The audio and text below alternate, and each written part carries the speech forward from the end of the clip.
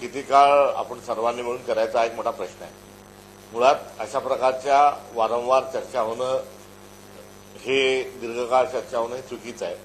आणि या संदर्भामध्ये राष्ट्रवादी पक्षाने त्यांच्या पक्षातल्या नेत्यांनी या संदर्भामध्ये स्पष्ट स्वरूपाची भूमिका सांगितली आहे. जयंत पाटील साहेब हे का भेटायला गेले याचं उत्तर, वर्षा निवासस्थानी का गेले याचं उत्तर त्यांनी दिलंय. सुप्रियाताईंनी देखील या संदर्भामध्ये इंडिया अलायन्स बैठकीमध्ये आम्ही एकत्रित बसून चर्चा करू असंही सांगितलंय. मात्र तरी देखील आता या चर्चा थांबत नाही. मला असं वाटतं की त्यांच्या बोलण्यावर आपल्याला विश्वास ठेवायला काही हरकत नाही. आणि हा त्यांच्यावर आपण विश्वास ठेवत नसल्यामुळे जणू काही आता ओपन सिक्रेट झालंय अशा प्रकारचं एक वातावरण तयार केलंय. अशा प्रकारचं चित्र हे राजकीय दृष्टिकोनातून काही योग्य आहे.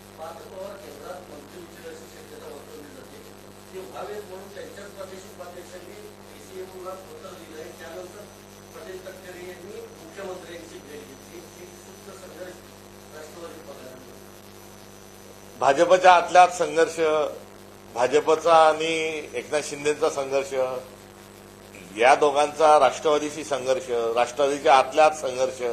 त्यामुळे आता हे सत्ताधारी पक्ष जे आहेत हे महाराष्ट्राच्या करमणुकीचा जणू यांनी काही ठेकाच घेतला आहे असं म्हणायला काही हरकत नाही. त्यामुळे हा वगनाट्य आहे का, हा तमाशा आहे का, महाराष्ट्राची हास्यजत्रा बंद करून आता यांच्यावरच सर्व एपिसोड सुरू करावेत असा एक फार मोठा प्रश्न हा महाराष्ट्राला पडला आहे.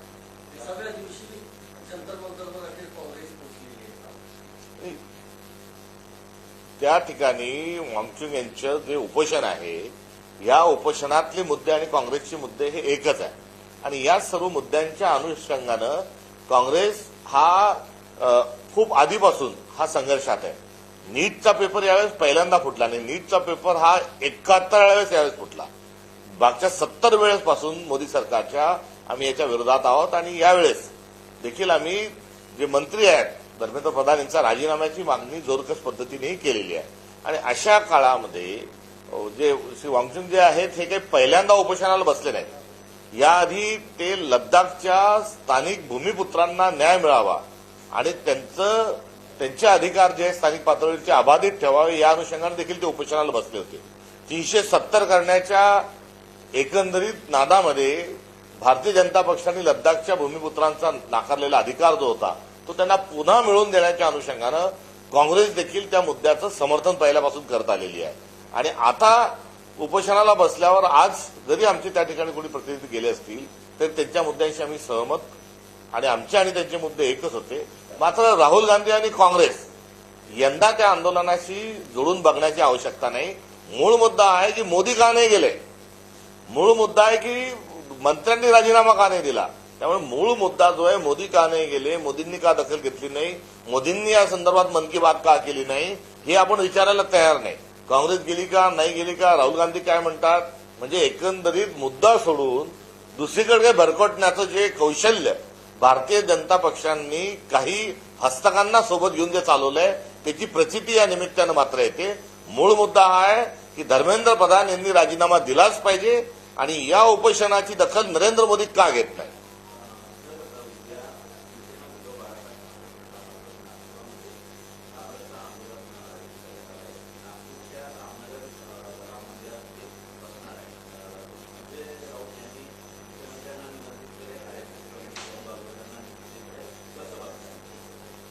रामाच्या एकंदरीत मंदिरामध्ये जी काही चोरी झाली आहे फार मोठ्या प्रमाणावर आहे. आणि हे चोरी करणारे राष्ट्रीय स्वयंसेवक संघाचे स्वयंसेवक होते. चोरी करणारे जे आहेत ते भारतीय जनता पक्षाशी घनिष्ठ संबंधित होते. चोरी करणारे जे आहेत यांची नियुक्ती देशाचे पंतप्रधान नरेंद्र मोदी यांनी केली आहे.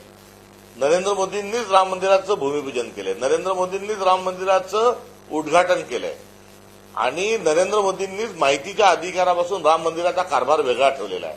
एवढं सगळं नरेंद्र मोदी आणि राष्ट्रीय स्वयंसेवक संघ करत असताना चोरी झाल्याच्या बाबतीत चुप्पी का साधलेली आहे. चंपतराय नावाचा अट्टल दरोडेखोर गुन्हेगार हा त्या ठिकाणी चोरी करतो, धोतर सीसीटीव्हीवर लावतो, सीसीटीव्ही गायब होतात, 1400 कोटीच्या राम मंदिरातल्या वर्गणीचं देणगीचं कुठे हिशोब नाही, ज्या विठा असंख्य भारतातून तयार झाल्या त्याचा कुठे नामोनिशाण नाही, 200 कोटीच्या चांदी सिटी समाजाची ती दिसत नाही. अनेक जडे व्यवहारात हे कुठेतरी गायब झालेले आहेत. एवढ्या कोट्यावधीचा भ्रष्टाचार असताना एक थातूर मातूर एसआयटी केली आहे. त्या एसआयटीची हैसियत काय, त्या एसआयटीची अवकात काय, तर ते ताटाखालचे 2 मांजर असणारे 2 अधिकारी त्यात नियुक्त केले. असे ताटाखालचे मांजराच्या अध्यक्षित प्रमुख उपस्थितीत जर एसआयटी केली आहे तर त्यामध्ये ते मांजर जे आहे ते फक्त शेपी ठरवणार आहे, ते गुरगुरी करणार नाही, कोणताही निकाल त्यातून येऊ शकणार नाही.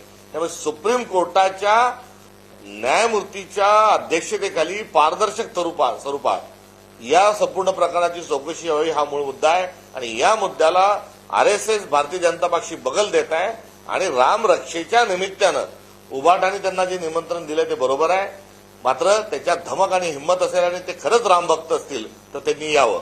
अन्यथा रामनाम जपना परायनाम अपना हे ब्रीदवाक्य राष्ट्रीय स्वयंसेवक संघाचं आणि भारतीय जनता पक्षाचं झाल्याशिवाय राहणार नाही.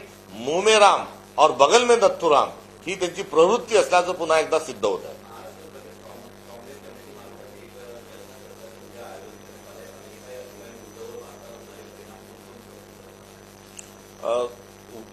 या संदर्भात चर्चा झाली पाहिजे. भारताच्या नागरिकांपुढे सगळी बाजू आली पाहिजे. आपल्या देशाची जी एक परंपरा आहे, आपल्या देशाची जी शक्तिस्थान आहेत ती आपण ओळखून आपण सत्यावर पडदा न टाकता आपण पुढे गेलं पाहिजे. डोळोसून आपण पुढे गेलं पाहिजे. आता विश्वात्मके देवे ही आपली आध्यात्मिक भूमिका आहे. तर पंडित जवाहरलाल नेहरूंसारख्या माणसांनी जगातल्या सर्व देशांनी एकत्र येऊन कुठेतरी अहिंसक पद्धतीने पुढे गेलं पाहिजे याचं बीजारोपण केलं. तर नॉन व्हायलन्स मुवमेंट सारखी एक मुवमेंट इंदिरा गांधी सारख्या एका व्यक्तिमत्वानं ती पुढे नेली. त्यामुळे आपण या अर्थानं जगामध्ये भारताची एक आध्यात्मिक राजकीय विश्वबंधुत्वाची विश्वमैत्रीची जी भूमिका आहे ती पुढे घेऊन जात असताना सुरक्षाविषयक कुठल्याही प्रकारचं चर्चा आणि डिस्कशन होत नाही. त्यामुळे वर्क लोकली आणि थिंक ग्लोबली हा जो भारतीय माणसाचं जे मनमस्तिष्क असलं पाहिजे तिथे आपण कुठेतरी जात नाही. विश्वगुरूसारख्या थोतांड घोषणा दिल्या जातात आणि त्यावर आपण खरोखर बलसागर भारत हो विश्वात शोभून राहो हे मूल्य जोपासण्यामध्ये कुठेतरी कमी पडतोय. उद्याच्या या चर्चा सत्राच्या अनुषंगानं भारताची बलस्थानं आणि भारताला कोणाचा धोका आहे या संदर्भामध्ये एक वैश्विक चिंतन हे व्हावं आणि त्या वैश्विक चिंतनातून प्रत्येक भारतीयाने आपल्या देशाची अस्मिता जोपासत असताना विश्वामध्ये शांती नांदेल या अनुषंगानं स्वतःचा आचार विचार व्यवहार आणि उच्चार ठेवला पाहिजे. ही उद्याच्या एकंदरीत वर्कशॉपच्या अनुषंगानं असणारी अपेक्षा आहे. आणि अलीकडच्या काळात ग्लोबलायझेशन झाल्यानंतर आणि 1992ला मनमोहनसिंग नरसिंहरावांनी गॅट करारावर स्वाक्षरी केल्यानंतर खुल्या अर्थव्यवस्था आपण गेल्यानंतर आता भारतातच काय चालू आहे, महाराष्ट्रातच काय चालू आहे, माझ्या गावातच काय चालू आहे याकडे लक्ष ठेवून भागणार नाही. तर आपल्याला पण आपलं जे विजन आहे हे वैश्विक करावं लागेल आणि त्या वैश्विक विजन करण्याच्या अनुषंगानं उद्याचं चर्चा सत्र आहे. भारतीय जनता पक्ष आपल्या डोळ्याला झडपं ठेवून आपल्याला जे चालवत आहे त्या चालवण्यामध्ये ती झडपं डोळ्यापुढची काढून टाकावी हा एकंदरीत उद्याच्या चर्चा सत्राच्या मागचा हेतू आहे.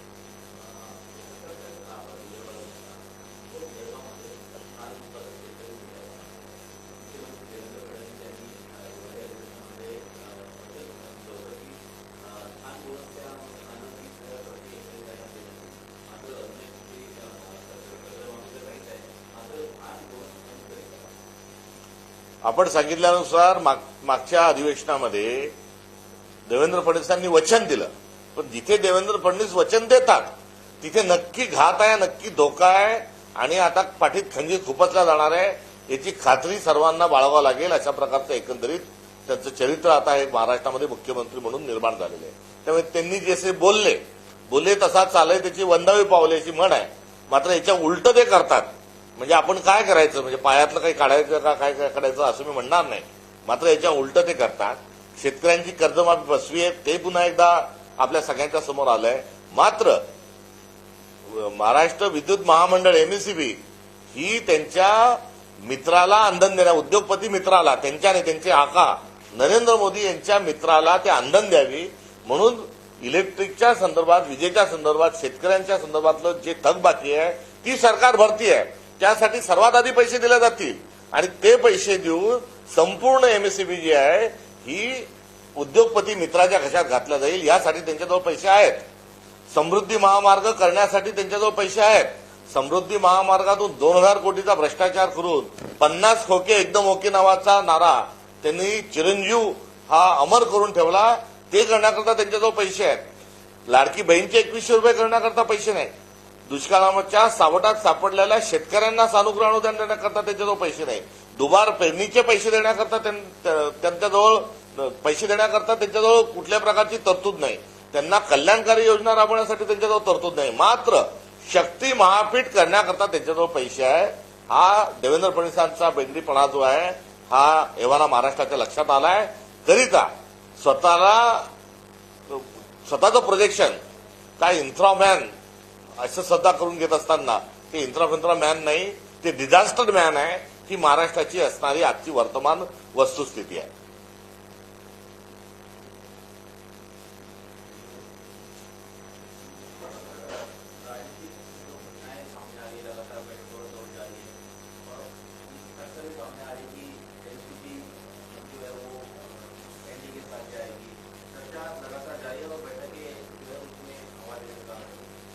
लगातार इस प्रकार से चर्चा हो रही है. सुबह दोपहर शाम अलग अलग खबरें जो आ रही है, ये खबरें आना थोड़ा आश्चर्यकारक है.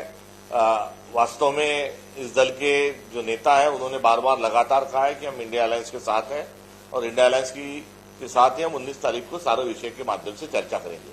मगर इसके बावजूद जो चर्चा हो रही है ये दुर्भाग्यपूर्ण है.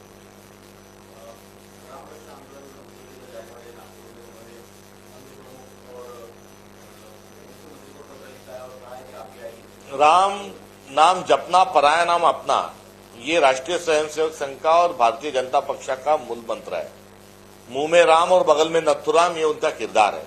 और राम मंदिर में इतनी भयानक कांड होने के बावजूद ना मन की बात के माध्यम से प्राइम मिनिस्टर कुछ बोलने के लिए तैयार है, या राष्ट्रीय स्वयंसेवक संघ ढिंडोरा पीट रहा था कि विश्वस्त मंडल हमारा स्वयंसेवक है, ना उनको राष्ट्रीय स्वयंसेवक संघ निष्कासित करने के लिए तैयार है. तो राम मंदिर का जो भ्रष्टाचार है, ये भ्रष्टाचारियों का सारा संस्कार ये राष्ट्रीय स्वयंसेवक संघ का है और भारतीय जनता पार्टी का ही पाप कि राम मंदिर में चोरी हो रही है. और ऐसे स्थिति में राम की रक्षा करने का एक जो अभियान यूबीटी जो चला रही है उसमें उनको निमंत्रित करना वाजिब है.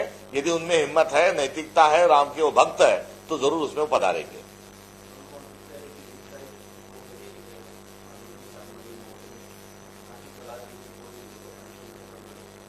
वांगचुक जी का ये अनशन जो इसके पहले भी वो बैठे थे. मैं आपको याद दिलाता चलूं कि वांगचुक जी पर कोई उन पर केस या कोई मुकदमा न होने के बावजूद उनको एंटी नेशनल करार देते हुए भारतीय जनता पार्टी ने उनको राजस्थान की जेल में भी सलाखों के पीछे डाला था. उनको सलाखों के पीछे डालते समय भी कांग्रेस ने उस चीज का खंडन किया था. इतना ही नहीं तो 270 को लगाने के चक्कर में जो लद्दाख का भूमिपुत्र है उसके अधिकारों का हनन हुआ था, उसको लेकर भी अनशन को लंबा बैठे थे. उस स्थिति में भी लद्दाख के लोगों के साथ कांग्रेस थी और आज उनकी जो मांग है उस मांग को उनसे कई पहले से कांग्रेस भी उसी को उठा के लेके आगे चल रहा है. इसलिए हर हाल में जो धर्मेंद्र प्रधान है उनका इस्तीफा होना चाहिए और नीट की एग्जाम में पारदर्शिता जरूर लाना चाहिए. राहुल गांधी गए नहीं गए, कांग्रेस का क्या स्टैंड है, ये मुद्दा नहीं है. नरेंद्र मोदी क्यों नहीं गए 20 दिन के बाद, ये मुद्दा है. धर्मेंद्र प्रधान ने इस्तीफा क्यों नहीं दिया, ये मुद्दा है. इस मुद्दे से ध्यान भटकाने के लिए भारतीय जनता पार्टी अनशन स्वरूप के प्रोपोगंडे कर रहा है.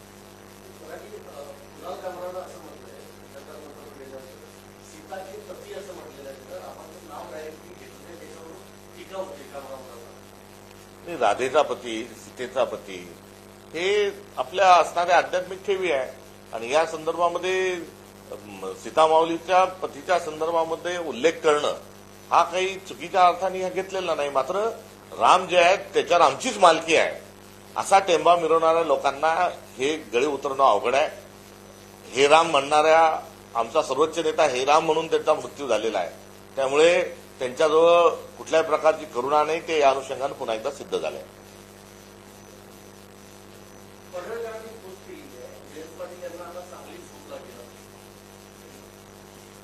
आता कलगीतुरा जो आहे हा महाराष्ट्रात वेगवेगळ्या ठिकाणी सुरू आहे. विकासावर, समस्येवर कोणी बोलायला तयार नाही, दुर्दैव आहे.